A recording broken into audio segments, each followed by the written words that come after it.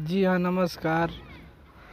बल्लू बिहारी और शिल्पी राज का देवघर मेल express Bhojpuri song कावर स्पेशल सॉन्ग जल्द ही आप सबके बीच में आने वाला है। पोस्टर अभी जारी कर दिया गया है।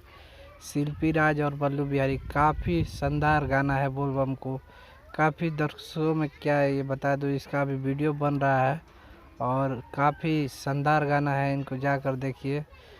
BR पावर न्यूज़ भोजपुरिया पर इनका पोस्टर रिलीज हुआ आज ही और इनका जो कि वीडियो एडियो पूरा रिलीज होने वाला है जल्द ही टी सीरीज हमार भोजपुरिया से। तो आप लोग से निहोरा करेंगे कि आप जाइए और इनका गाना सुनिए और बताइए कि कैसा लग रहा है कमेंट में। और हमारे चैनल पे नए हैं तो लाइक कीजिए, सब्सक्राइब कीजिए और बेल आइकन घंटी ज़रूर दबा दीजिए ताकि इसी तरह के नए नए वीडियो डालते रहें।